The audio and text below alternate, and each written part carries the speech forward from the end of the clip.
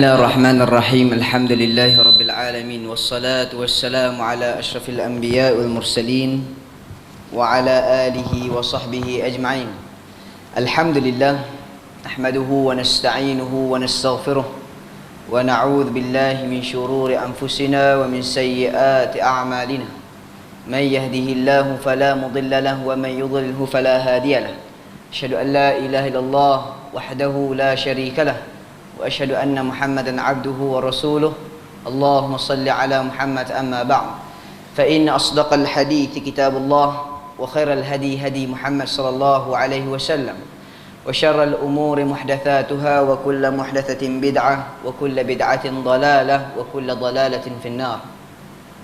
Sidang hadirin dan hadirat yang dirahmati Allah, yang pertama, alhamdulillah kita bersyukur kepada Allah Subhanahu wa taala yang mana pada malam ni dapat kita duduk sekali dalam satu majlis forum yang mana khas atas pertukaran nama, yang mana dulu ni masjid kita nama Masjid Ibnu Sina, kemudian kita ditukar pada Ali bin Abi Talib. Dengan tukarnya pertukaran nama ni, kita saja buat forum supaya tuan-tuan kena tahu kenapa kita pilih nama Ali bin Abi Talib. Sebelum tu kita teruskan, saya nak memperkenalkan ahli panel kita. Pada malam ni kita ada dua ahli panel yang hebat belaka. Kita moderator ni hanya menceritakan dan memperkenalkan mereka sahaja. Okey, ahli panel yang pertama di sebelah kiri saya, iaitu Ustaz Syed Abu Bakar, yang mana AJK Fatwa Polih, dan sebagai ahli panel yang pertama. Kemudian ahli panel yang sebelah lagi, yang di hujung, Al-Fadhil Dr. Abdul Basir bin Awang, seorang yang hebat juga. InsyaAllah dalam forum kita pada malam ni, kita akan ada dua sesi. Sesi yang pertama, setiap ahli panel akan mengambil satu soalan yang akan diberikan oleh saya sendiri, dan setiap ahli panel hanya boleh menggunakan masa ataupun boleh menceritakan hanya 15 minit sahaja, tak boleh lebih. Kalau lebih ni haru kita moderator ni jenuh.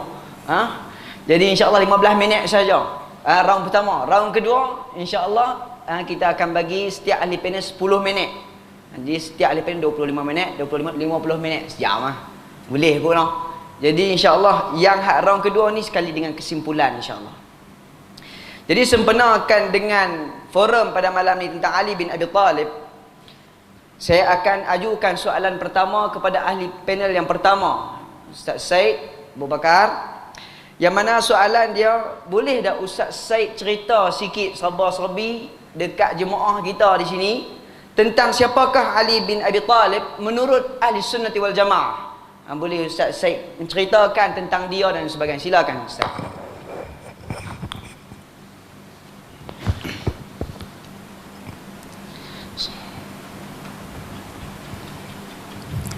Assalamualaikum warahmatullahi wabarakatuh. Bismillah walhamdulillah wassalatu wassalamu ala rasulillah, amma ba'd. Yang saya raikan tuan moderator, sahabat panel, Fadilatul Doktor Abdul Basir bin Awang, muslimin muslimat, ahli AJK Masjid, tuan imam, muslimin muslimat yang dirahmati Allah sekalian. Saya baru tahu kata nama ni tukang. Ni kali pertama main masjid ni. Okey, nama baru tukang lah. Lama dah? Baru lah. Baru 2 minggu. Okey, sebab tu buat forum tajuk ni. Macam tu. Okey, baik. Siapakah Ali kalau nak dibanding dengan Ibn Sina? Tapi bukan kita nak buat perbandingan, tapi dah tukar nama tu kita cerita pasal Ali. Bila tanya siapakah Ali, nak cerita pasal Ali menurut ahli sunnah wal jamaah ni, Ali bin Abi Talib Ibn Abdul Muttalib Ibn Hashim Ibn Abdul Manaf Ibn Qusay, satu keturunan yang dimuliakan oleh Allah Ta'ala, bersambung hinggalah kepada Nabi Allah Ibrahim alaihissalam. Keturunan ni mempunyai sesuatu sejarah yang kata apa, yang tersendiri. Mereka ni daripada Sadatul Qaum, Sadatul Quraisy. Sadah ni maksudnya pemimpin-pemimpin masyarakat Quraisy ketika tu. Kalau kita nak terjemah lah keadaan kita lah ni, kita kata ketua kampung 200-300 tahun dulu. Ketua kampung lah lekeh lah no. Maaf lah kalau ada ketua kampung tu ni. Kalau tak ada ketua kampung lah, JKK pun tak ada dah. Maksudnya ketua kampung ni orang yang sangat-sangat berperanan. Kalau lah ni ada lagi tak? Ada. Tok Batin orang asli. Macam tu lah. Kalau lah ni pemimpin masyarakat siapa dia? Tuanku Raja pemerintah. Lepas tu hierarki dia mai kepada menteri besar apa semua kan. Dulu ni kabilah-kabilah ni yang menjadi pemimpin-pemimpin kabilah ni adalah Sadatul Qaum dia. Pemimpin kabilah tersebut. Ali bin Abi Talib ni dia di antara keturunan pemimpin Quraisy daripada Bani Hashim. Dia ni ibnu ammin Nabi. Sebab Ali cerita kalau habang kata siapa apa ni orang kata apa? Qaqa' bin Amru At-Tamimi. Saya rasa ramai tak tahu. Tapi bila sebut Ali, tak tahu nak cerita doktor. Sebab ramai tahu dah. Qaqa' bin Amru At-Tamimi, sahabat Nabi. Mungkin tuan-tuan baru pertama kali dengar. Tapi cerita pasal Ali ni semua tahu dah. Tapi tahu pun kita peringat baliklah sama-sama. Dia ni ibnu ammin Nabi. Sepupu Nabi SAW. Jadi pak saudara Nabi tu Abu Talib dan tok wan kepada Nabi tu datuk Nabi nama apa? Abdul Muttalib. Okey. Ketika Nabi kecil, Abdul Muttalib wafat, meninggal. Jadi siapa yang ambil berat tentang Nabi SAW? Ayah Ali radhiyallahu anhu, iaitu Abu Talib. Abu Talib ni, sebelum kita cerita pasal Ali, kita cerita sikit pasal pak dia. Sebab cerminan kepada anak tu seorang ayah dia. Sebab tu orang kata kan, tengok dia ni hebat. Tengoklah pak dia dulu siapa dia. Kurang macam tu lah. Tapi tak semestinya juga. Kadang-kadang pak bagus, anak melintang. Kadang-kadang anak melintang, pak bagus. Okey. Abu Talib ni, ketika dia ni di antara orang yang dihormati oleh kaum Quraisy. Orang yang dihormati. Tapi dia tak banyak duit. Dia tak macam apa ni, orang kata apa, Bani Umayyah. Dia tak banyak duit, Bani Hashim ni. Dia orang kata sedang-sedang saja. Okay. Dan apabila Nabi SAW dan perbezaan umur di antara Abu Talib, iaitu ayah Ali dengan Nabi SAW, 35 tahun. Jadi pak menakan dengan anak menakan ni beza dia umur 35 tahun. Dan Nabi diutuskan menjadi Nabi, bi'asatun Nabi pada umur apa? Kita sebut 40 kan? Kalau 40 tambah 35, 75. Jadi Abi Talib ni, ayah Sayyidina Ali ni, umur dia 75 tahun ketika Nabi dilantik menjadi Nabi. Jadi ketika tu tuan-tuan pernah dengar cerita macam mana dia mempertahankan Nabi. Umur 75, duk kena tekan dengan semua Sadatul Qaum lain, ketua-ketua kampung hak lain ni, ketua-ketua kabilah yang lain. Tak puas hati sebab Muhammad buat mai agama baru. Apabila pergi mengadu, Quraisy mengadu dekat apa ni Abu Talib balik duk termenung, dia pergi jumpa Nabi. Dia kata tak apa, sauhaddisu Muhammad, aku akan bagi tahu Muhammad. Ulang. Last sekali dia pun tak tahan. Apabila dia tak tahan, Quraisy bentangkan kepada Abu Talib ni, kalau Muhammad nak perempuan, kita bagi perempuan. Kalau Muhammad nak jawatan, kita bagi jawatan. Kalau Muhammad nak harta, kita akan penuhkan dia dengan harta. Kemudian Abu Talib ni dia tak masuk Islam sampai ke sudah. Tapi dia pembela Nabi. Jadi dia pergi jumpa Nabi, dia pencerita. Ada satu kata-kata yang masyhur, tapi tak sabit. Maksudnya dalam riwayat tak sabit. Dia kata apa ni, Nabi sebut لو وضعت الشمس على يميني والقمر على يساري على أن أترك هذا الأمر لن أتركه حتى يظهر الله أو أهلك فيه. Makna dia tu betul lah, tapi riwayat ni tak sabit.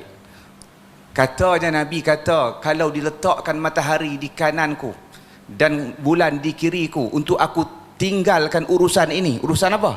Urusan dakwah Islam ni, aku tidak akan tinggalnya sehinggalah Allah memenangkan aku atau Allah memusnahkan aku dengannya. Okey, moral story saya nak cerita, Abu Talib ni dia usaha. Dia nak bagi, dia tak mau bagi Quraisy ni yu'zi, menyakitkan anak menakan dia ni, Muhammad. Kemudian bila jadi macam tu, keadaan jadi macam tu, dalam riwayat Ibn Hisham, Nabi SAW teriak. Nabi teriak. Sebab apa Nabi teriak? Tuan-tuan cuba bayang, orang yang kita kasih, orang yang kita sayang, orang hak duk sokong kita, duk tak duk, dia kata, hang sudahlah duk berjuang ni apa semua. Kan? Macam kita nazir kawasan lah. Nazir kawasan kena marah dengan jemaah, kena marah dengan anak kerja. Balik rumah bini pula tak setuju dengan dia. Oh, penin. Lebih kurang macam tu lah. Macam kita jadi tu imam lah, hak tu imam. Anak karya tak setuju, anak karya mau macam tu. Hak yang jabatan mau macam ni, nak kena ikut jabatan. Balik mai, Pak Mentua kata, hang sudah-sudahlah. Kan, hang ikut nak jemaah sudahlah. Lebih kurang macam tu lah. Jadi Nabi SAW ni, dia teriak. Teriak sebab apa? Dia teriak, dia tak teriak depan Abi Talib. Dia teriak seorang-seorang dia. Abi Talib mai. Saya tahu tajuk ni pasal Ali, tapi nak cerita saksiah ayah dia tu. Macam mana boleh melahirkan seorang anak yang hebat. Abu Talib mai duduk dekat dia nampak Nabi duduk teriak. Dia pergi kat Nabi, wa masaha ra'sahu, dia usap kepala Nabi. Qum ya bana akhi. Dia kata, bangunlah wahai anak saudaraku. Bangunlah anak belakang, bangun. If'al ma syikt la aqifanna ma'ak hatta law quti'a raqabati. Dia kata, wahai anak saudaraku, bangun, aku akan berdiri teguh di belakang kamu walaupun Quraisy memotong kepala aku. Dan dia mati kafir. Tuan-tuan cuba bayang, kita nak tegak satu sunnah Nabi SAW, apabila kita disentuh oleh masyarakat, kita jadi ketak. Jadi macam, Allah, awak berat sangat ni. Tetapi yang ni mati dalam keadaan kafir, membela Nabi SAW. Dia kata, kita ni bukan kafir tuan-tuan, kita ni alhamdulillah dilahirkan dalam keadaan Muslim, dan insya Allah akan mati dalam keadaan Muslim, ahli sunnah wal jamaah lagi. Tapi macam mana kita punya ghirah, kita punya cemburu apabila sunnah Nabi diperketak-ketikkan. Sehingga kan pak saudara dia yang mati dalam kafir pun akan mempertahankan dia sehingga kepalanya terputus. Kita patut lebih-lebih lagi lah, yang duk mengucap, yang duk semayang. Sebab tu apabila sentuh pasal Nabi, kita kena sensitif. Apabila ada satu amalan yang berbeza dengan amalan Nabi, kita kena sensitif. Apabila Nabi dikutuk, dihina, kita perlu sensitif. Kita perlu bangkit, perlu jawab. Bukan biar-biar apa nak jadi-jadilah. Tak boleh macam tu. Satu contoh yang diberi oleh Abi Talib. Kemudian, sehingga akan, tuan-tuan, rahmat Allah Ta'ala ni, sehingga diringankan azab Abi Talib. Dia kafir. Patut sama lah, sebab dia membela Nabi SAW. Dan ibu tak cerita pasal ayah habis dah, kita cerita pasal mak dia pula. Fatimah bin Asad Al-Hashimi Al-Qurashi. Pada zaman dulu disebut apa ni, Hashimian, apa ni, Yanjibul Hashimi. Pada zaman dulu ni orang Bani Hashim dia jarang kahwin dengan Bani Hashim juga pada awal-awalnya. Tapi ayah Sayyidina Ali ni dia kahwin dengan mak Sayyidina Ali daripada keturunan yang sama, daripada kabilah yang sama, daripada suku yang sama.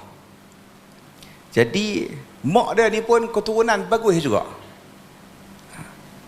Dan mak dia ada satu penghormatan yang orang lain tak dapat. Ketika mak dia wafat, mak dia masuk Islam, mak dia Muslimah. Ketika wafat mak dia, ketika meninggal, Nabi salat jenazah dia. Nabi turun dalam kubur mak dia. Nabi buka baju, Nabi balut baju Nabi dengan jenazah mak dia. Kemudian Nabi tanam, kemudian Nabi doa keredaan ke atas mak dia. Tuan-tuan cuba bayang tengok. Satu penghormatan. Nabi buka kamis dia, kamis ni baju. Nabi balut jenazah tu. Jenazah tu mestilah dia kafan kan. Tapi Nabi selimut baju Nabi dengan jenazah tu. Jenazah tu jenazah Mak Ali. Satu penghormatan yang luar biasa. Cuba tuan cuba bayang tengok kalau kita dapat tu. Dan kita berdoalah kepada Allah Subhanahu Wa Taala yang mai pada malam ni, yang dengar pada malam ni, semoga Nabi SAW beri syafaat kepada kita. Apa yang kita bercakap pada hari ini, kita mai dengan ikhlas pada tuan-tuan, lebih ikhlas lah saya bercakap ni, mungkin Ustaz boleh sampul kan. Yang ada main ni tetap dah ikhlas sebab tak ada siapa suruh. Ada siapa banyak duit main tadi? Tak ada kan? Tak ada, selamatlah. Kami ada atas 3 orang ni kurang selamat sikitlah. Jadi yang apabila hadir tu Nabi buat macam tu, kita yang hadir pada malam ni kita berdoa sama-sama, moga kita dapat syafaat Nabi. Moga kita dapat syafaat Nabi. Amin ya Rabb. Kemudian Nabi doa kat dia. Nabi sebut apa? Nabi kata tak ada satu perempuan yang tolong aku waktu bidayatul Islam, waktu mula-mula Nabi dak buat orang Islam tu, melebihi daripada Abi Talib, kecuali perempuan ni. Maksudnya suami isteri ni sakan bela Nabi. Ayah Ali dengan Mak Ali sama naik. Maksudnya selepas ayah Ali tu Mak Ali, Nabi kata orang nombor 2. Kemudian Ali ni dia ada, kalau tak silap saya, dia ada 7 orang adik-beradik. Yang pertama kita sebut tadi Abi Talib. Abi Talib pak dia. Abi Talib bukan nama dia. Nama dia disebut Imran, ada riwayat lain sebut Syaibah. Dan dia tu ada anak 4 orang lelaki, 3 orang perempuan. 7 orang lah semua. Ali yang last sekali. Ali anak lelaki yang last sekali. Yang pertama Talib. Talib dia. Sebab tu pak dia nama Abu Talib. Abu tu ayah lah. Abu Talib, anak sulung Abu Talib ni, Talib nama dia. Talib ni dalam sejarah sebut dia berperang, bukan berperang dengan Nabi, berperang lawan Nabi pada perang Badar. Dia perang lawan Nabi. Dia terpengaruh dengan dakwah Quraisy yang lain, musyrikin Quraisy, dia lawan Nabi. Dan dalam kitab sejarah tak pernah sebut dia pergi mana. Tak tahu, terbuat tu je. Kan tak tahu kok tuan-tuan perempuan jumpa mana ni abang dia mati dalam Islam ke apa-apa, sebab dalam kitab sejarah tak takat yang duk baca tak ada. Talib dia lawan dengan Nabi di perang Badar. Dan dia bukan daripada tawanan perang. Kalau tawanan dah sebut nama, dia bukan daripada tawanan perang. Mati pun tak disebut, bukan tawanan perang pun tak disebut. Jadi tak tahu dah pergi mana. Habis dekat tu. Yang kedua Aqil. Aqil ni anak abang Ali juga. Aqil ni dia ada satu kisah. Tuan-tuan kalau boleh bawa, tuan-tuan tak bawa main pen apa semua. Tuan-tuan boleh balik cerita hak ni ya. Kira okey lah. Kan? Hak ni jarang orang sebut. Orang duk cerita Ali ni masuk Islam dulu apa semua kan. Hak tu sebab tuan-tuan tahu dah, bukan saya tak mau sebut. Ali masuk Islam umur 10 tahun. Dia cerita pasal kalau tuan-tuan kenal satu orang, contohlah kita kenal Siti Nurhaliza, contohlah kenal pok dia, kenal mak nakan dia, kenal adik-beradik dia, kira kemah ha. Takat kenal dia kahwin dengan Datuk K, biasa orang lain pun tahu. Okey, sambung. Lah berselingan sikit. Ada 15 minit? Ha? Ada? 2 minit lagi. Ha? 5 minit lagi? 2 minit. 2 minit lagi. Okey. Aqil ni anak nombor 2. Saya sunsun ikut umur. Aqil dia nak nombor 2. Aqil ni dia masuk Islam lewat. Masuk Islam lewat. Dan ketika mana Nabi hijrah pergi Madinah, Nabi ada tinggal rumah di Mekah. Rumah dengan siapa? Khadijah bintul Khuwailid. Nabi dengan isteri pertama dia, Khadijah, ada rumah di Mekah. Jadi Khadijah tak sempat berhijrah. Rumah tu ada. Abang Ali ni, Aqil ni, pergi rampas rumah tu. Dia tengok tak ada siapa duduk, dia rampas, dia duduk, dia buat macam rumah dia. Apabila Nabi mai daripada Madinah balik mai ke Mekah, Nabi nak duduk di Mekah tu, Umar kata, dia kata, Rasulullah, kamu ada rumah di Mekah ni, kenapa tak pergi duduk? Dia kata, hal taraka lana Aqil, adakah Aqil tinggal kat kita? Aqil ambil semua dah rumah tu. Dia kata, orang semua tahu rumah tu rumah kamu, wahai Rasulullah. Kita halau Aqil keluar, kita masuk. Umar dia kira macam tu ya. Kita halau Aqil keluar, kita pergi duduk. Nabi SAW kata, la ya Umar. La ya Umar, Nabi kata. Tak, jangan ya Umar. Dia kata,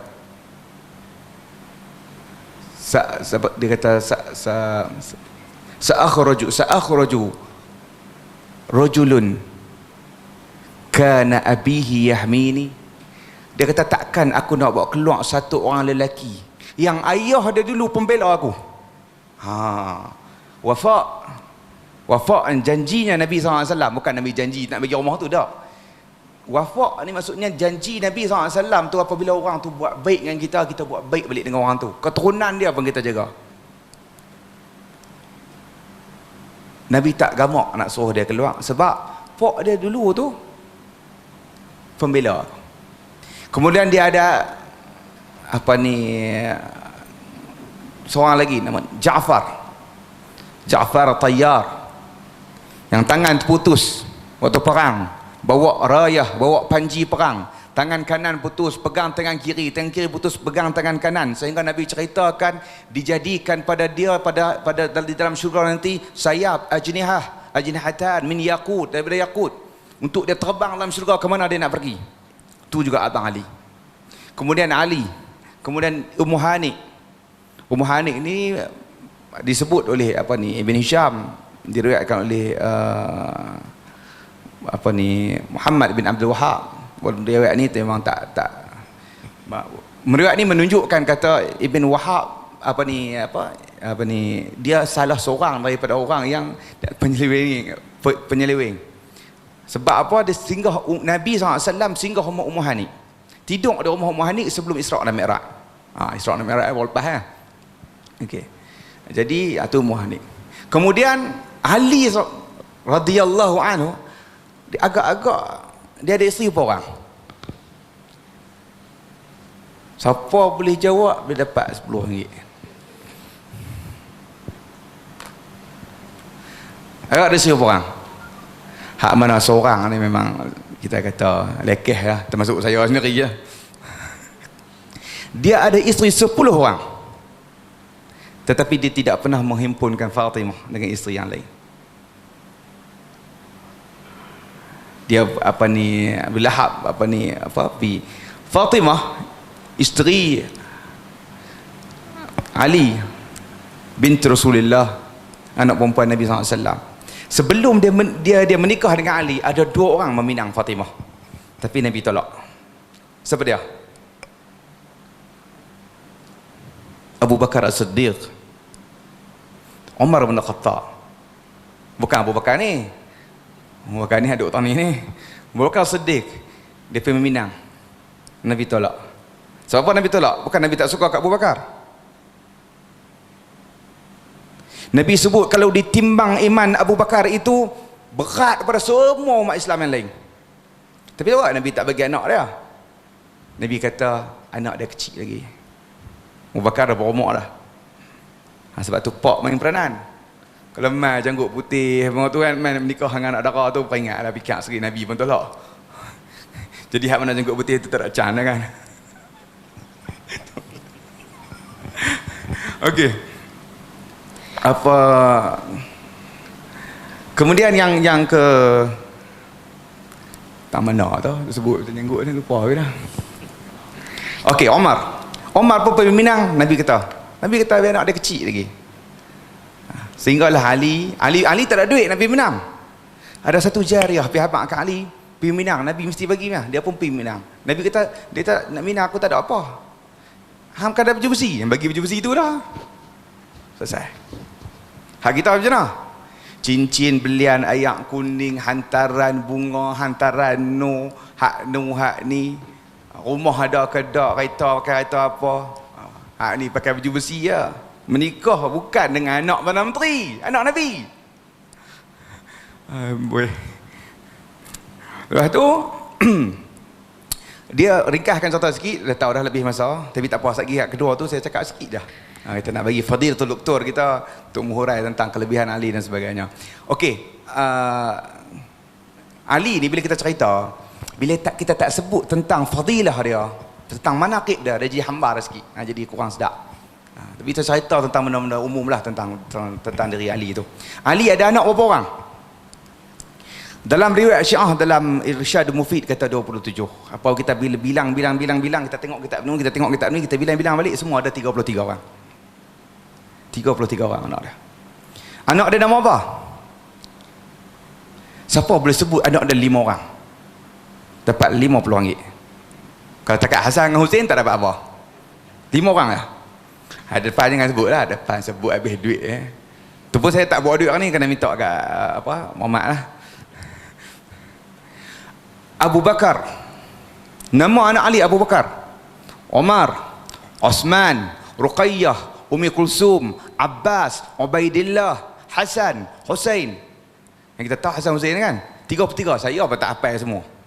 Hak mana terlintas. Dia ada isteri dia yang 10 orang tadi ni, di antaranya Ummu Habib, Ummu Banin, Laila.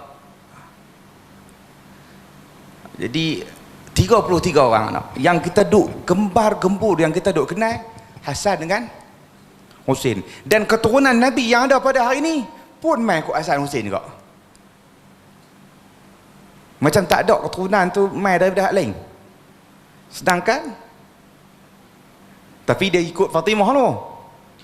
Keturunan Ali lah, bukan keturunan Nabi. Sebab keturunan Nabi dia main ikut Fatimah saja. Okey. Kemudian tapi Nabi ada anak perempuan lain, ada anak-anak lain. Di antaranya Umamah cucu Nabi, tak disebut pun. Ramai lagi.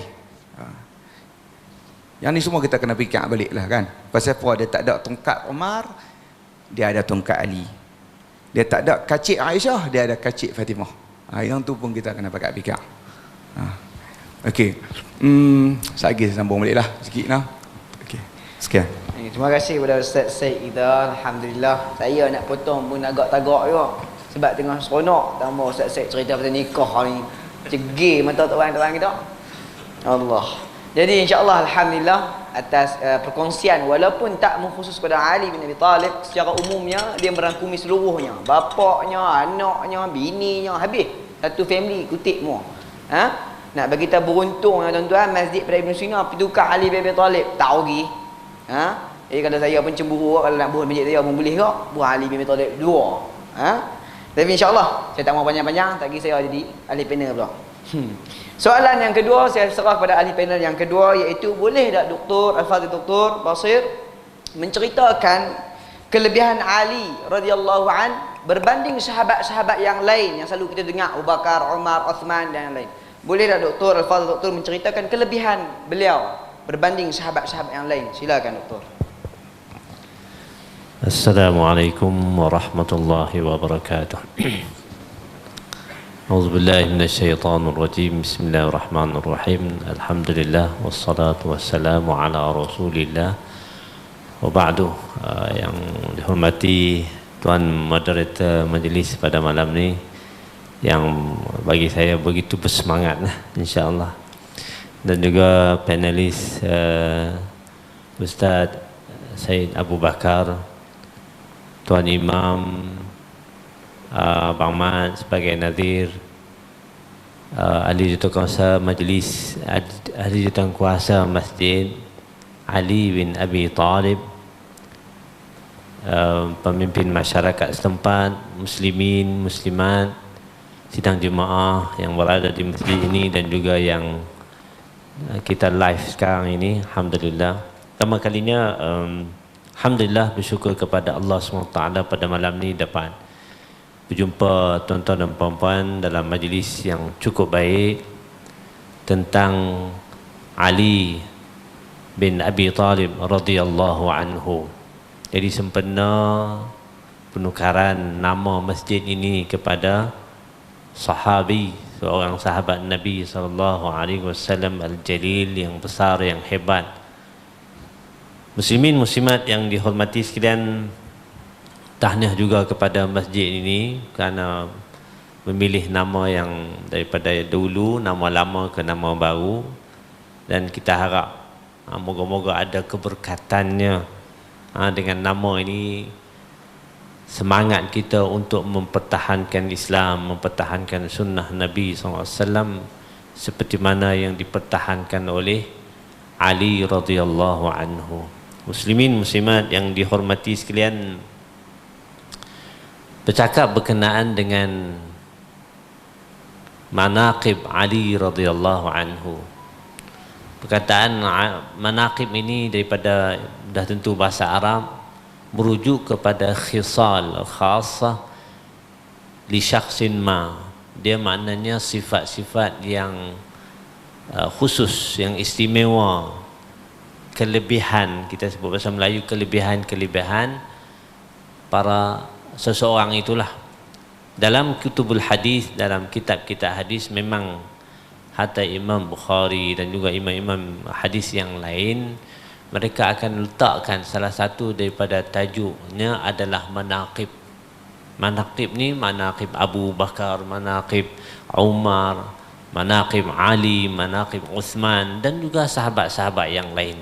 Jadi maknanya, adakah ini rekaan ataupun saja Imam Bukhari dan juga Imam Muslim masukkan? Tidak, ini disebut oleh Nabi SAW. Sebab tu ini sumber kita adalah sumber yang cukup jelas, Al-Quran dan juga sunnah Nabi. Al-Quran pun cerita tentang sahabat-sahabat ini secara umum, secara umum, walaupun ada peristiwa-peristiwa khusus cerita tentang sahabat-sahabat tertentu, tapi untuk mendetailkan siapakah gerangan sahabat itu, maka dijelaskan oleh Nabi sallallahu alaihi wasallam. Sebelum saya masuk kepada manaqib Ali radhiyallahu anhu, saya tak mau nanti saya nak tutup dulu pintu-pintu yang boleh meragukan kita. Tuan-tuan dan puan-puan, manaqib ini, kalau nak ikut manaqib ataupun kelebihan sahabat-sahabat Nabi ini, nombor satu tak lain dan bukan pada pandangan ahli sunnah wal jamaah, orang yang paling mulia selepas Nabi adalah Abu Bakar Siddiq radhiyallahu anhu. Yang keduanya sudah tentu Umar, yang ketiganya adalah Uthman, dan yang keempatnya adalah Ali radhiyallahu anhu. Jadi kalau kita nak ikut kelebihan sahabat-sahabat Nabi, Ali ini berada di ranking yang keempat. Itu pada pandangan ahli sunnah wal jamaah.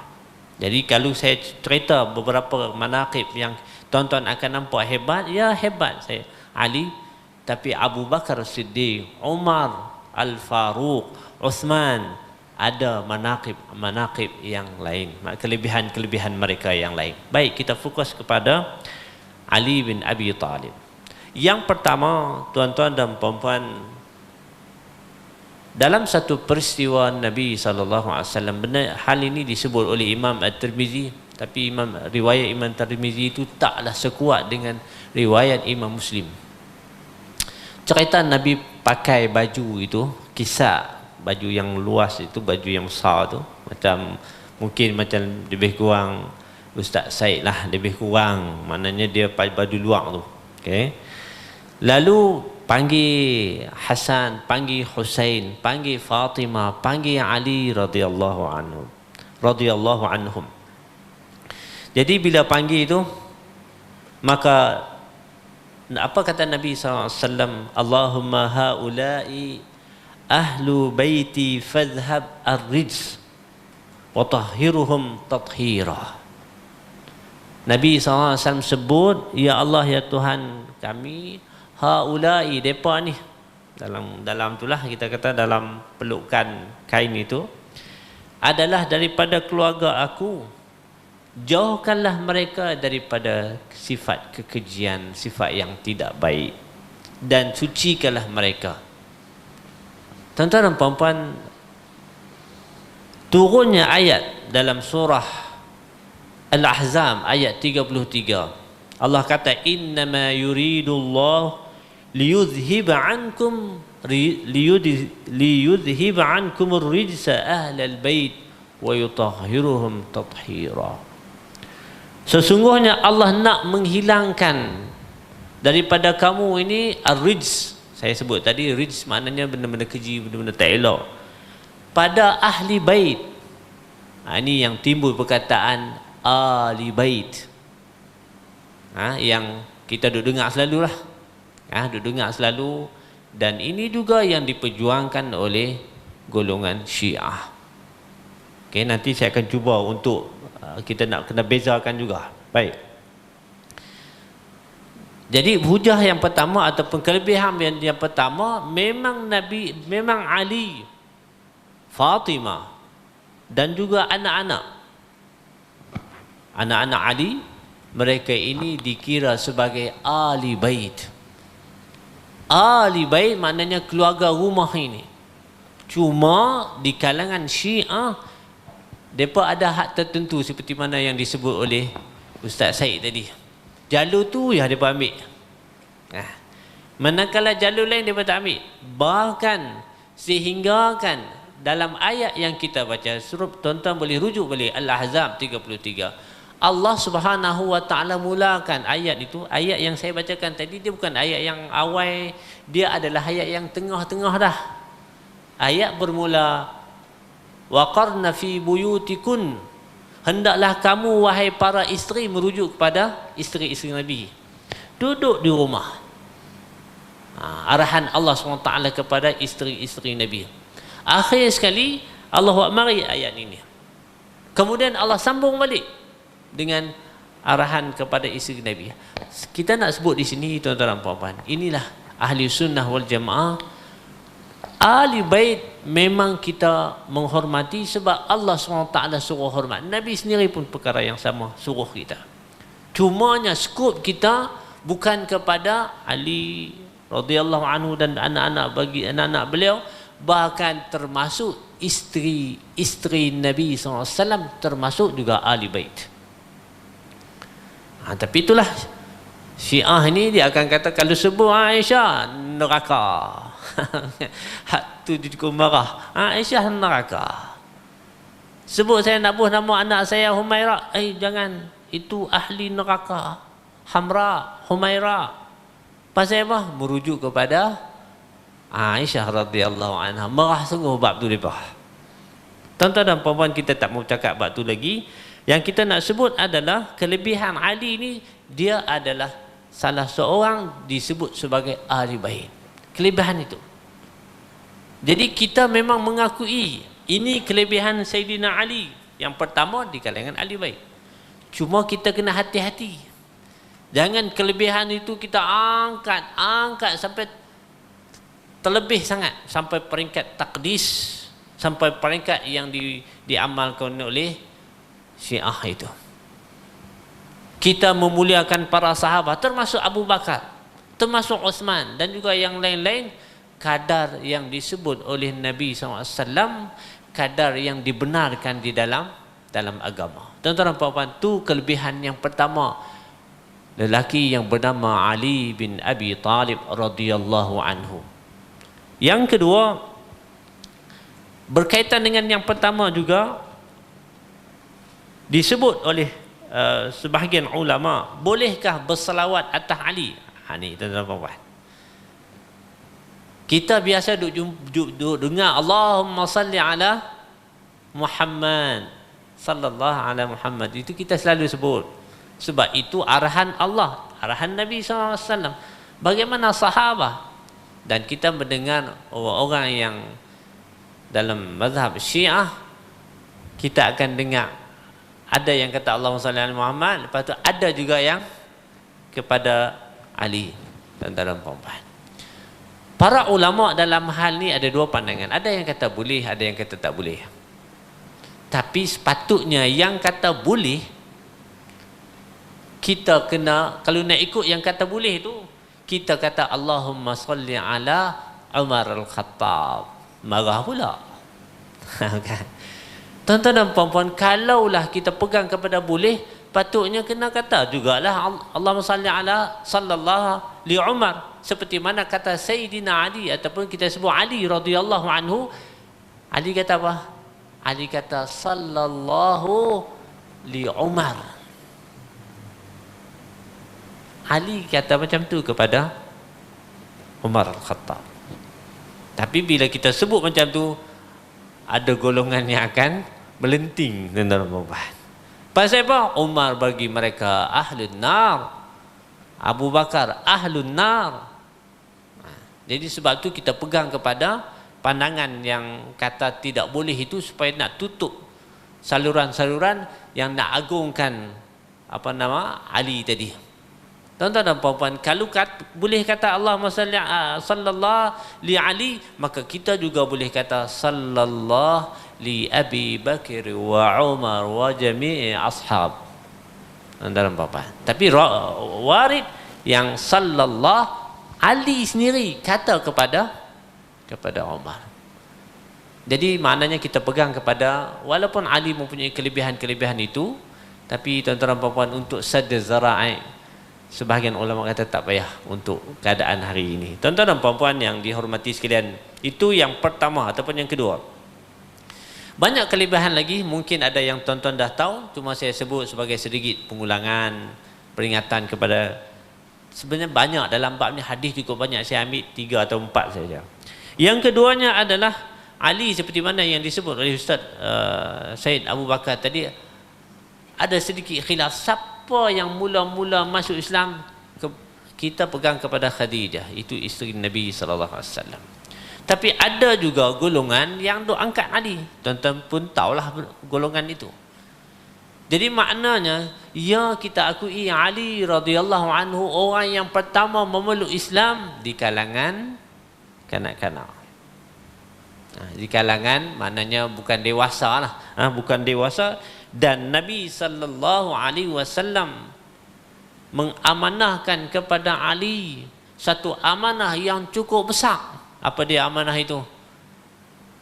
Tuan-tuan dan puan-puan, amanah apabila Nabi nak berhijrah, siapa yang berada di tempat tidur Nabi sallallahu alaihi wasallam yang terdedah dengan boleh dibunuh oleh geng-geng musyrikin Mekah, yang berada di tempat tidur Nabi, yang berada bertahankan Nabi adalah Ali. Walaupun Ali pada waktu itu umurnya maknanya belasan tahun ataupun awal 20-an macam tu.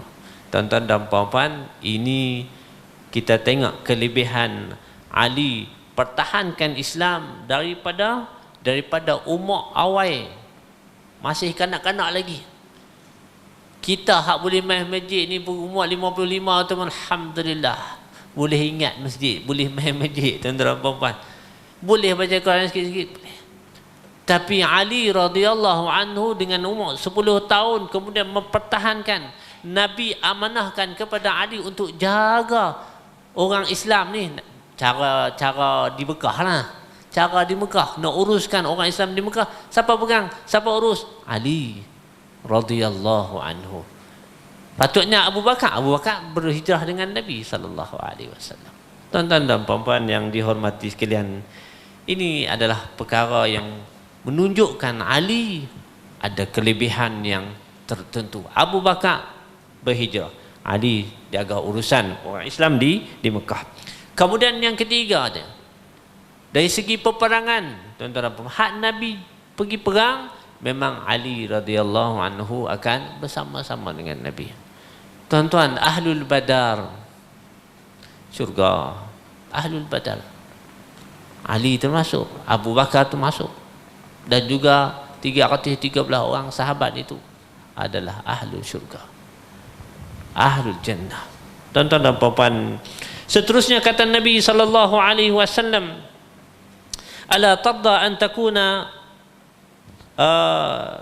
Ali ini bimanzilati Harun bin Musa illa annahu laisa nabi ba'di, riwayat Imam Bukhari. Maknanya kedudukan Rasulullah SAW dengan Ali di samping nasab, seperti mana yang diceritakan oleh panelis yang pertama Ustaz Said, di segi nasabnya ada dari segi dakwah, dari segi Islam ini, dakwah Islamiah ini seolah-olah Harun dengan Nabi Allah Musa dan dengan Nabi Allah Harun rapat. Nabi Allah Musa naik pergi bermunajat. Siapa yang tolong jaga Bani Israel ni? Nabi Allah Harun. Rapatnya Nabi Musa dengan Nabi Harun, samalah juga Nabi SAW dan juga Ali. Tuan-tuan dan puan-puan, cuma Nabi kata Ali tidak, makna oleh kerana tidak ada Nabi, maka Ali bukan Nabi, bukan orang yang sampai ke tahap itu ataupun lebih seperti mana yang didakwakan oleh golongan lain. Jadi saya tak apalah, saya berhenti setakat ni dulu. Kita serah balik kepada moderator dan insya-Allah mungkin kita dengar azan, kita akan masuk pusingan seterusnya insya-Allah. Sekian, terima kasih. Terima kasih kepada ahli panel kita. Kita bagi azan dulu, disambung insya-Allah.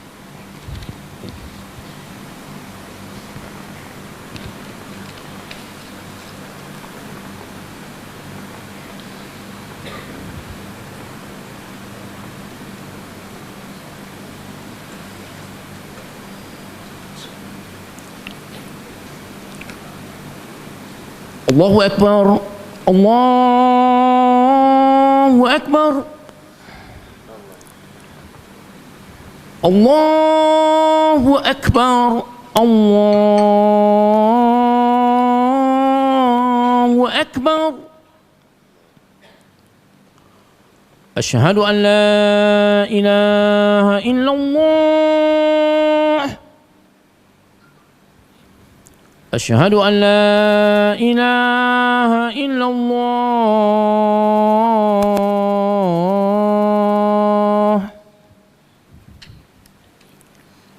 أشهد أن محمدا رسول الله.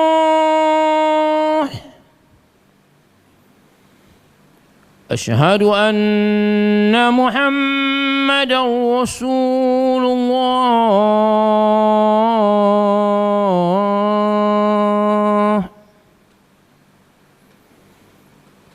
حي على الصلاة،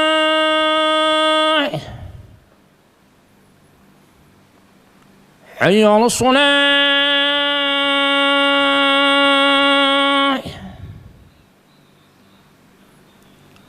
حي على الفلاح،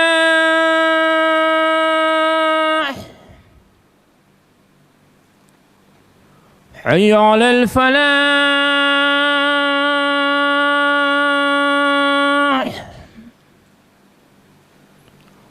الله أكبر، الله أكبر. لا إله إلا الله. الله.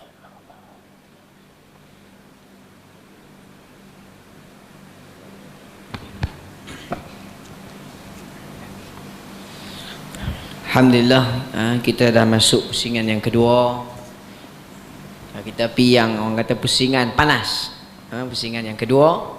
Sebelum tu, apa yang kita ambil pada pusingan pertama tentang kelebihan Ali menurut Ahlussunnah, siapakah Ali, kita ambil secara umum. Kemudian Dr. Al-Fadhil Doktor pesan kepada kita, janganlah kita berlebih-lebih dalam mengagungkan Ali melebihi haknya. Masing-masing dia ada hak dia. Sebelum tu saya pun ada pengalaman juga. Jangan jumpa Syiah, dia tak panggil Ali, dia panggil Imam Ali. Sebab dia kata Imam 12 ni pertama Ali. ya, Imam Ali, Imam Hasan, Imam Hussein. Dia niat dia bagus. Dia niat dia nak mengagungkan Ali radhiyallahu an. Cuma saya nak tuju soalan ni kepada ahli panel kita yang pertama, Ustaz Said.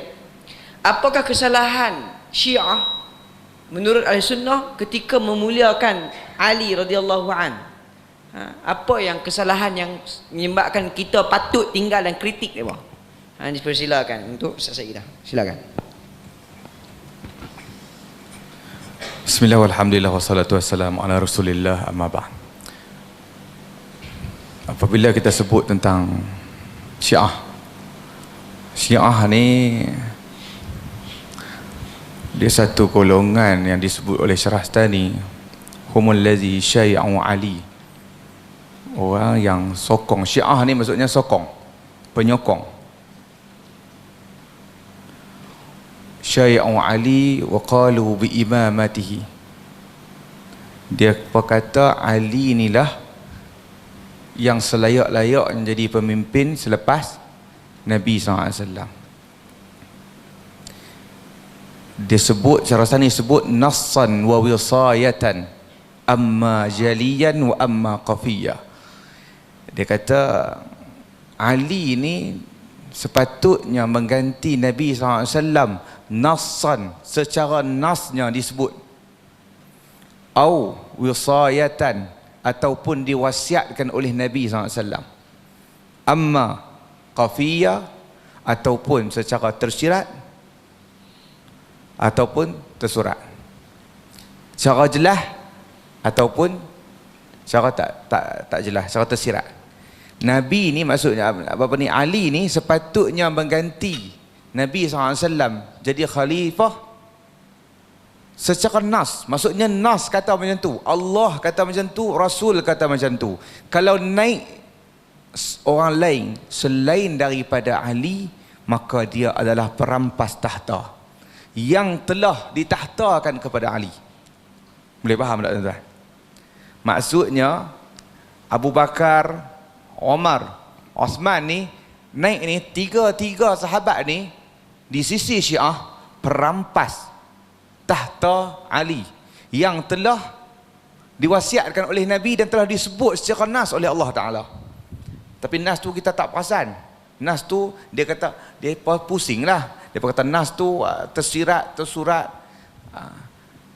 Jadi apa kesalahan yang pertama dan kesalahan pertama dan terakhir? Satu je kesalahan Syiah ni, ghulu. Dia melampau dalam memuliakan. Kita memuliakan seseorang, kita boleh memuliakan sesiapa saja, tetapi janganlah sampai satu tahap kita mentakdiskan dia. Maksud mentakdiskan ni, kita mensucikan dia. Manusia dia ada salah silap. Nabi SAW maksum, itu pun Nabi tetap membuat kesilapan-kesilapan dunia. Di antaranya Nabi apabila orang di Madinah, dia bagi kahwin bunga bunga kurma, jantan dengan betina. Dia bagi kahwin macam orang dah buat harum manis lah kan. Dia ada lalat apa semua, ada pihurung yang bunga jantan pitak kat bunga betina tu jadi boleh berbuah tu. Okey, orang Madinah buat tu, Nabi larang. Lepas tu tahun tu kurma tak jadi. Lepas tu Nabi kata, antum a'rafu bi dunyakum, bi umur dunyakum, kamu lebih tahu urusan dunia kamu. Tapi Nabi tak pernah tersilap dalam syariat. Yang tu maksum, mahfuz, dijaga oleh Allah Ta'ala. Dalam urusan dunia, ya Nabi tersilap. Adapun jika Nabi tersilap langkah di dalam tingkah lakunya, Allah Ta'ala tegur direct dalam Quran. Supaya apa? Supaya dia menjadi teladan kepada kita. Macam ada tawanan perang, Nabi suruh Abu Bakar dengan Nabi SAW suruh kita belah depan ni, bagi depan ajak anak-anak orang Islam, sebab anak orang Islam ni banyak buta huruf. Umar kata dak pancung. Turun ayat Quran setuju dengan Umar. Jadi ada banyak lagi lah yang kita nak sebut di sini. Syiah ni dia mengagungkan Ali lebih daripada had dia. Sehingga sampai satu tahap Ali itu dikatakan maksum. Macam mana boleh jadi macam tu? Apabila kita sebut bahasa Syiah tak lain tak bukan, kita kena sentuh sikit macam mana asal usul dia boleh berlaku. Pada zaman awal, pertikaian-pertikaian tentang khalifah ni tidak berlaku. Pada zaman Abu Bakar berlakunya pertikaian di antara Muhajirin dengan Ansar, tapi diselesaikan oleh hadis Nabi SAW, al-a'immatu minal Quraisy. Kemudian pada zaman Umar telah diwasiatkan Umar dan semua sahabat-sahabat setuju. Kemudian pada zaman Osman pun macam tu, dilantiknya syura oleh Umar, diletakkan anaknya untuk menentu. Anak dia tak boleh jadi pun, dilantiknya Osman. Tetapi di hujung, untuk tuan-tuan tahu sebab apa bila disebut Umar ni ustaz doktor kita sebut Umar ni lebih mulia daripada Ali. Sebab dalam Musnad Ahmad Nabi SAW sebut, "Lau kana min ba'din nabi lakana Umar." Kalau selepas aku ada nabi itu Umar. Pada zaman Umar, segala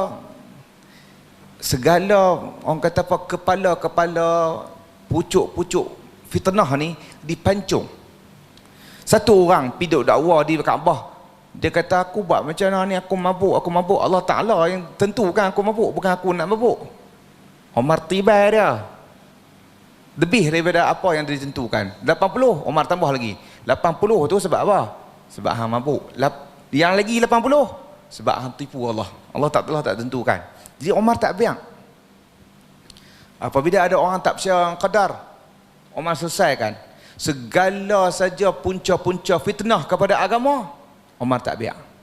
Tetapi di zaman Osman berlakunya futuhat, berlakunya pembukaan. Kota umat Islam jadi besar.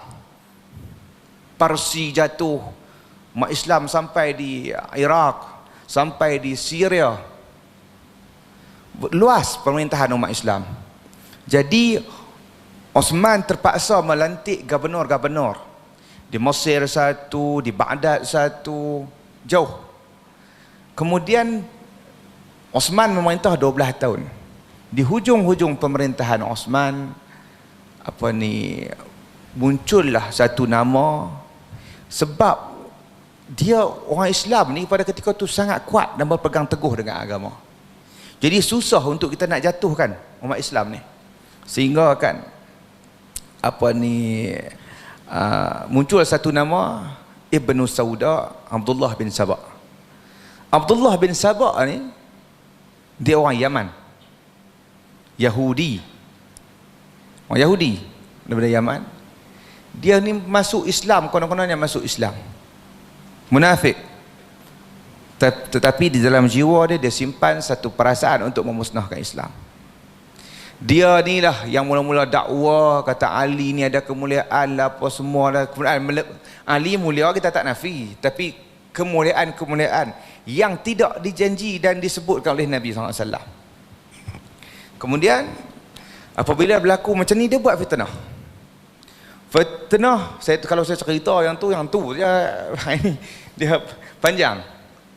Dia buat fitnah ringkasnya sehinggalah berlaku peperangan di antara sahabat, sehingga pada awalnya fitnah tu berlaku ketika Osman dibunuh. Dan dikatakan di dalam riwayat sejarah yang terlibat di dalam pembunuhan Osman termasuklah anak Sayyidina Abu Bakar As-Siddiq. Jadi kacau bilau. Apabila Osman dibunuh, Muawiyah duduk di Syam, di Syria. Disebut dalam sejarah isteri Osman hantar baju Osman dengan darah ke Syam. Muawiyah tengok, Muawiyah marah. Yang pertama sebab bunuh khalifah. Kemudian mereka satu suku, satu kabilah. Muawiyah daripada Bani Umayyah. Osman daripada Bani Umayyah. Bani Hashim yang satu-satunya jadi khalifah Ali ya. Hasan pegang sat, itu dia lepas balik. Sebab kita tahu Abu Bakar daripada Bani Taim, Umar daripada Bani Adi. Jadi Bani Umayyah ni yang ramai yang jadi pemimpin. Muawiyah mengamuk. Tiba-tiba di sini kacau bilau, orang lantik Ali jadi. Sebab keadaan mendesak. Umat Islam jadi pecah belah. Macam mana peperangan tu boleh berlaku? Pemalsuan surat Osman. Buat surat Osman. Orang main tanya Osman. Orang cerita fitnah yang banyak. Fitnah kata Osman ni lantik kaum kerabat dia. Bagi rasuah kat kaum kerabat dia. Bagi apa? Bagi duit kat kaum kerabat dia. Lepas tu bila orang tanya, orang rombongan daripada Mesir mai. Tanya, Osman penjawab, aku ni sekian-sekian, aku sekian-sekian. Orang Mesir pun balik dengan puas hati.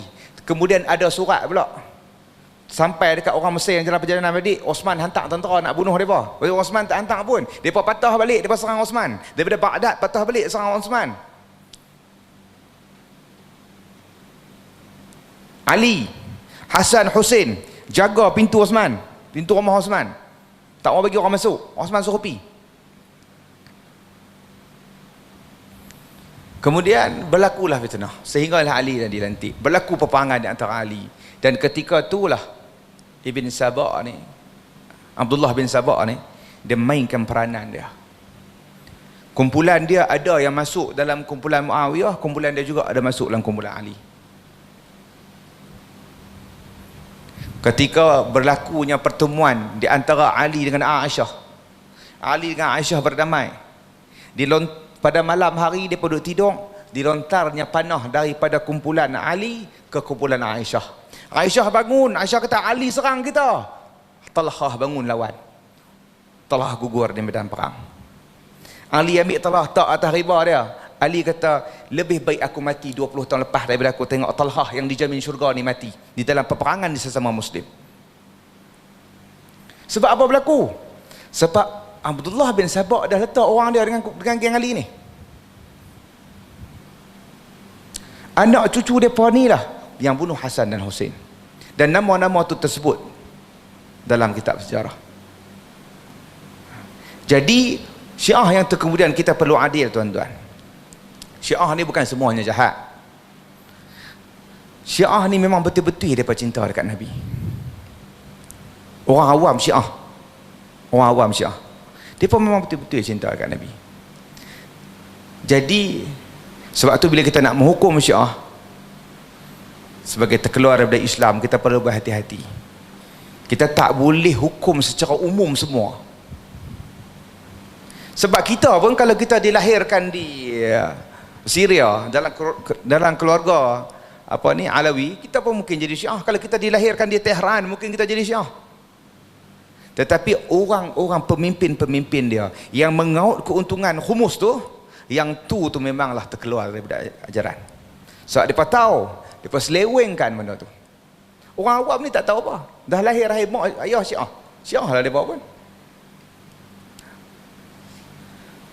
Dia hulu dalam mencintai Ali bin Abi Talib. Sehingga akan dikatakan maksum. Dan segala para imam boleh tahu berapa daun-daun yang luruh di muka bumi ni boleh mereka tahu bilangan berapa. Buih di lautan boleh dibilang oleh para imam. Banyak lagi lah kisah karut marut yang telah disandarkan sifat-sifat Tuhan kepada Ali bin Abi Talib. Jadi apabila benda tu berlaku, apabila disebut Ali tu memang patut jadi Abu Bakar ni tak boleh lah. Sebab tu Khumaini suruh Tarut, dua orang Tarut. Siapa? Abu Bakar dengan Umar. Disebut tentang Aisyah dengan kata-kata yang sangat teruk. Macam Ustaz sebut tadi, finnar lah apa semuanya. Semuanya disebabkan apa? Disebabkan dia pada asalnya dia adalah semata-mata dakwah politik. Dia bukan agama sangat pun. Politik. Nak memastikan Ali jadi ketua. Nak mestikan Ali jadi ketua. Kemudian baru dia buat main dakwah yang kemudian para imam ni boleh buat ni, para imam ni kata macam ni. Asalnya dia perjuangan politik. Dia bukan mazhab agama pada asalnya. Dan akhirnya dia menjadi agama yang tersendiri, yang mutakamil, yang lengkap. Dia ada kitab hadis dia yang tersendiri, dia ada tafsir dia. Dan mereka ni dalam sejarah terbukti telah mengkhianati umat Islam. Di antaranya Tusi. Jadi orang kata apa, menteri kepada Hulaku, dia buka kota Baghdad. Tatar main serang. Syiah juga.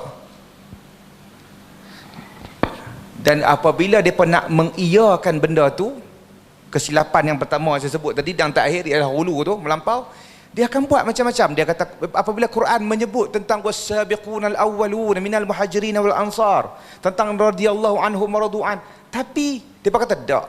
Sebenarnya Quran ni, kami ada Quran 3 kali ganda besar pada Quran ni. Dan ayat-ayat yang ada dalam Quran kami tak ada dalam Quran ni. Quran ni telah diseleweng oleh Abu Bakar. Quran ni siapa tulis? Zaman Osman kan? Patutlah. Dia kata macam tu. Quran telah diseleweng. Tahriful Quran. Lepas tu dia tambah kitab-kitab. Dia tambah dalam surah Ash-Shahr. Apa? Wa aliyan sihr. Dan Ali itu adalah menantu kamu. Sedangkan surah tu surah Mekah. Surah Makkiyah, waktu di Mekah, surah tu turun, Ali dengan Fatimah tak kahwin lagi. Dia tambah Quran ikut suka dia. Dia terjemah Quran, dia tafsirkan ikut apa ni, wahadainahun najdain, dan kami beri kamu 2 jalan. Jalan tu Hasan dan Husin.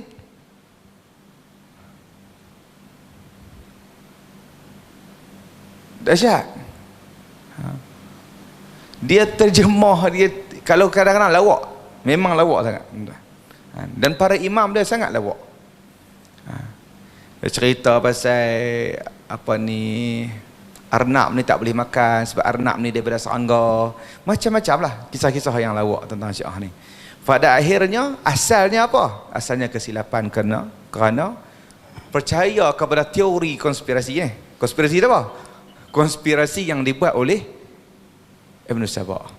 Ibn Sabah lah hidup cucuk dia apa? Kata Ali ni macam ni, kata Ali ni macam ni, Ali ni macam ni. Jadi akhirnya mereka semua ikut. Bila ikut dia jadi satu mazhab. Dia jadi satu madrasah, satu school. Kan? Jadi satu fakulti lah lebih kurang. Dia ada kitab dia tersendiri, itu dia ada ulama-ulama dia. Akhirnya mereka dapat satu negara, itu Iran. Pada dulu Ismailiyah. Di antaranya contoh Ibn Sina. Ibn Sina, ayah dia jelas, ayah dia Ismaili Batini. Ayah dia seorang Ismailiyah. Ismailiyah ni satu mazhab Syiah juga, tapi dia bukan Syiah Isna Asyar, dia lagi sesat lagi, dia teruk lagi. Mereka inilah juga yang di antaranya Syiah Batini ni, Qaramitah, yang terlibat dalam mencuri Hajar Aswad di Mekah. Dan mendakwa para imam tu telah bergabung dengan Tuhan. Ibn Sina juga dipertikaikan. Ibn Taimiyah banyak kritik Ibn Sina tentang akidah dia, tentang ni. Dan ada juga para ulama yang kata dia terkeluar daripada Islam. Tetapi yang kita tidak boleh nafikan satu sumbangan Ibn Sina telah bagi sumbangan kepada bukan umat Islam saja, kepada dunia tentang ilmu-ilmu perubatan. Dia seorang filsuf, seorang ahli falsafah. Dan syekhul, dia panggil apa? Syekh. Pada ketika tu dia ni seorang syekh besar lah, syekh besar tentang perubatan ni. Rujukan utama. Banyak teori-teori perubatan yang dia buat tentang pembedahan, tentang nadi nak cek apa semua, nadi laju, nadi, semua tu Ibn Sina buat mai. Yang orang duk reka jam ni kan. Kan bila ni jam pakai jam tu dia boleh kira nadi kita berapa, kita tidur berapa lama. Hak tu Ibn Sina cerita lama dah. Cuma dia tak buat jam lah. Dia cerita dah. Nadi kita kalau tidur, kalau kita tidur nadi kita turun banyak mana. Kalau kita takut nadi kita naik. Semua tu dah cerita. Itu jasa-jasa dia. Tapi adapun akidah dia khilaf. Ramai ada yang mengeluarkan daripada daerah tu Islam, ada yang kata dia Ismaili. Dia berjasa dia, kita kenal lah kan. Okey, kemudian itu saja kot kan. Kita jumpa lagi lah, sebab nak sambung lagi tu macam tak puas lagi, tapi tak apa, lain kali panggil lain. Assalamualaikum. Terima kasih kepada Ustaz Said. Kita pun duk tengok banyak kali ya. Tapi alhamdulillah, walaupun lama bermanfaat. Bukan selalu nak duduk lama ni dalam masjid. Paling lama pun setengah jam. Jadi tuan-tuan, malam ni ambil berkat lama lagi duduk ni. Ada kadang orang dia bagi syarat. Kuih tang ni, dia kuih tang nu, dia kelab bila ayak masuk, kelab bila ayak masuk. Tu syarat tu. Sabar insya-Allah. Ada keberkatan, ada manfaat yang kita boleh dapat. Jadi untuk round yang terakhir, pusingan terakhir untuk ahli panel kita yang kedua. Soalan yang terakhir dan boleh doktor buat kesimpulan terus lagi. Jadi dengan tu soalan dia, bagaimana sikap kita dalam menghadapi fahaman-fahaman Syiah dalam memuliakan Ali radhiyallahu anhu? Sikap kita sebagai sunnah dalam memuliakan Ali, bagaimana kita nak menghadapi fahaman Syiah ni? Depa pun ada hujah banyak ni. Jadi minta pandangan Dr. Al-Fadhil. Doktor, silakan. Terima kasih Tuan Moderator Majlis. Mauqifuna, sikap kita terhadap dakwaan Syiah ini. Pertama sekali kita harus memahami apa yang disebut tentang Syiah itu disebut juga oleh Ustaz Said tadi. Syiah ni dia disebut oleh Asy-Syahrastani ada lebih kurang 23 puak. Depa sendiri pun ada 23 kumpulan. Okey. Dan ada boleh kita sebut tiga kita boleh bahagikan kepada 3 kategori secara umumnya.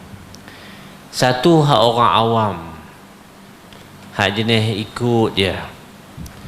Yang keduanya golongan yang disebut sebagai yang agak ghulu. Ghulu ni biasanya merujuk kepada pemimpin dia dan juga hak pengikut dia tu. Al-ghulu maknanya melampaui batas sangat. Terutamanya yang kita duk bincang ni yang paling utama dalam masalah akidah. Dalam masalah akidah, hak tu yang utama tu. Tentang mati tapi tak mati. Kemudian kepercayaan kepada Allah sendiri, tentang Quran. Tuan-tuan boleh rujuk balik dalam, bukan nak suruh baca buku ni, Al-Kafi ini Al-Mu'tamad indahum. Kitab, kalau kita ni Quran, kita ni Sahih Bukhari, Sahih kitab-kitab hadis tu, daripada satu kitab nama dia Al-Kafi. Itu lebih dipercayai daripada Quran, hak kita ni yang ada pada kita, dan juga Sahih Kutubul Hadis ni.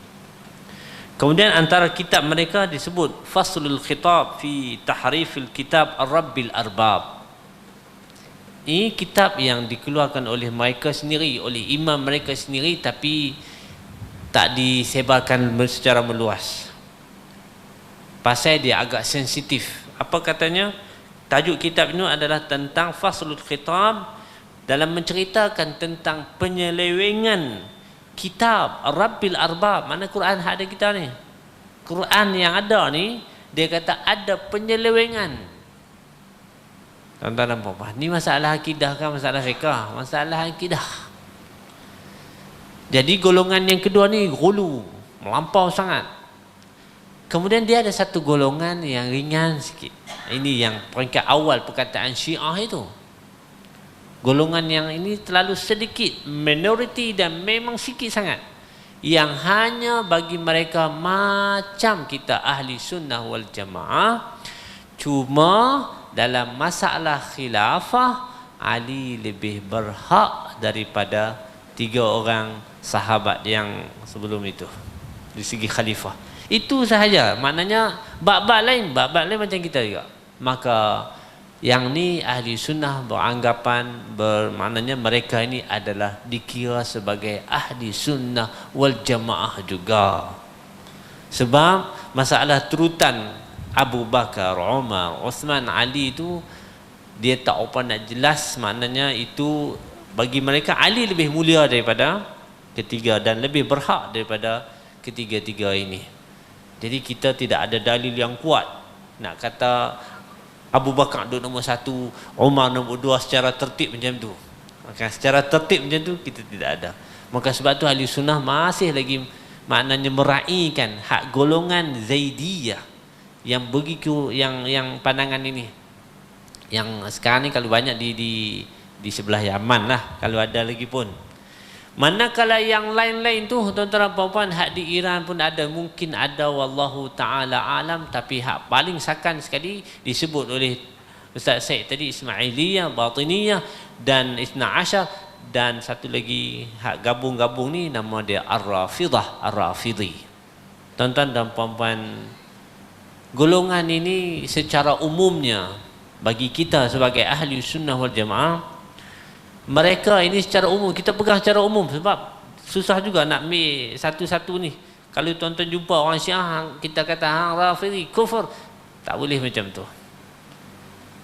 Ahli sunnah sebut mereka ini adalah golongan dikira sebagai Islam juga secara umum. Islam tapi munharifun wa mubtadi'un. Munharifun orang Islam tapi menyeleweng, mubtadi'un dok buat benda-benda baru, bid'ah itu. Dalam apa? Dengan kubuknya, dengan apa tadi. Ini adalah fahaman mereka. Kalau di Iran memang terkenal lah, semua kita tahu. Tuan-tuan dan puan-puan, di Syria ataupun Suria, kita sebut Suria, itu Nusairiyah yang dok pegang kepimpinan itu 10% ya, yang lain-lain itu ahli sunnah wal jamaah. Tapi oleh kerana mereka pegang kuasa, maka mereka boleh sebarkan. Pengalaman tuan-tuan dan puan-puan sikit ya, sebelum saya habiskan, ada 10 minit jadi tinggal 3 minit lagi dah. Pengalaman pergi ke dia panggil Antakiyah. Tahu bila lama lah cerita ni, tuan-tuan dan puan-puan, masa Hafiz Asad lagi. Antakiyah ini bandar, kalau pemimpin dia memang lahir di situ. Tuan-tuan dan puan-puan, masjid tutup. Masjid jenis ni tutup. Masjid ada tapi ditutup. Jadi kita sembahyanglah di luar noh, naik bah berhenti. Orang tengok je. Cara kita sembahyang, orang tengok tuan-tuan dan puan-puan. Dan kita sembang sekali, kebetulan kawan tu boleh cakap Arab. Dia kata, lama dah aku tak tengok orang sembahyang macam ni. Sembahyang ni tuan-tuan dan puan-puan, lama dah aku tak tengok. Tapi tak apalah, dia boleh belanja pagi itu menyerok, kelihatan lah. Tapi ini Nusairiyah tuan-tuan dan puan-puan. Nusairiyah maknanya orang awam, dia tak tahu apa sangat. Kita kesian kepada golongan ini tuan-tuan dan puan-puan. Jadi mauqif kita, sebab tu kadang-kadang kita tengok, tadi ustaz duk sembang deras sangat Syiah apa semua ni, Arab Saudi terima pula jemaah haji daripada kita. Dah kita dah sebut mereka dikira secara umum, sebab dalam tu ada hak saya sebut tadi, hak ringan, ada hak ghulu, hak melampau, ada hak orang awam ni dia tak tahu apa satu, tuan-tuan dan puan-puan, dia ikut orang saja. Jadi kita nak lebih selamat, kita ambil cara umumnya al-muslimun dikira muslim, tapi al-munharifun al-mubtadi'un. Dan kita nak kena jaga dalam bab ini, mauqif kita yang kedua adalah kena amat berhati-hati dengan golongan ini. Jadi sebab tu kalau ada di kalangan, mungkin ada dia lalu depan ni, Masjid Ali, susah. Dulu ada 2-3 sah penuh lah ni dan dalam perempuan. Contoh sajalah. Okay. Jadi maknanya cara umumnya kita nak kena sebut macam tu. Itu apa yang membezakan? Membezakan adalah amalan mereka. Kalau akidah mereka macam ni, memang khabis. Kalau hak ghulu. Tapi kalau sekadar syok dan mut'ah tu saja, tu kira mut'ah kita pun boleh sampai 2, 3, 4. Dia kira mut'ah juga. Hak yang diboleh pun 2, 3, 4 dia dikira mut'ah dalam perempuan. Ini adalah amalan-amalan yang tidak dibenarkan di dalam agama. Tuan-tuan dan puan-puan, jadi itu sahaja kesimpulan daripada saya, tuan moderator. Takut lagi lebih sangat, takut lagi kita nak ada makan malam ke apa ke kan. Jadi susah muka lewat-lewat ni. Jadi apa yang baik daripada Allah Subhanahu wa taala, kurang lebih minta maaf tuan-tuan yang baik itu daripada Allah, yang lemah itu kelemahan saya sendiri, mohon ampun kepada Allah, minta maaf lah di atas sebarang kesilapan. Tapi sekali lagi tuan-tuan puan-puan, saya ucapkan tahniah, moga-moga dengan maknanya nama Ali bin Abi Talib ini mengingatkan kita kepada semangat perjuangan Ali, dan saya rasa lebih syorkan juga lah kalau boleh kita letakkan di bahagian luar tu kan sikit biodata Ali bin Abi Talib, supaya kawan-kawannya nama dah ada dah, saya tak tengok pun nama masjid ini ada dia punya sejarahnya, yang kita rujuk balik kepada sahabi jalil, sahabat Nabi SAW yang cukup hebat. Wallahu ta'ala alam. Aqulu qawli hadza wa astaghfirullah li wa lakum. Wassalamualaikum warahmatullahi wabarakatuh. Alhamdulillah, terima kasih kepada ahli panel kita Al-Fadhil Doktor. Jadi insya-Allah cukup setakat ni, masa pun dah singkat dan habis dah. Jadi insya-Allah apa yang kita dapat pada malam ni dengan pengajaran, insya-Allah jemaah-jemaah kita ni boleh ikut cara Ali bin Abi Talib, seorang pemimpin. Dulu Ibn Sina, sebab tu masjid ni banyak orang tukang berubat. Lah ni Ali kena jadi tukang memimpin pula, tukang cara sikit. Jadi insya-Allah yang baik daripada Allah, yang kurang dari saya, pada hakikatnya dulu daripada Allah Subhanahu taala. Maka ya kita akhirkan majlis kita dengan tasbih kafara subhanakallah bihamdik asyhadu an la ilaha illa anta astaghfiruka wa atubu ilaih. Wabillahi taufiq wal hidayah. Assalamualaikum warahmatullahi wabarakatuh.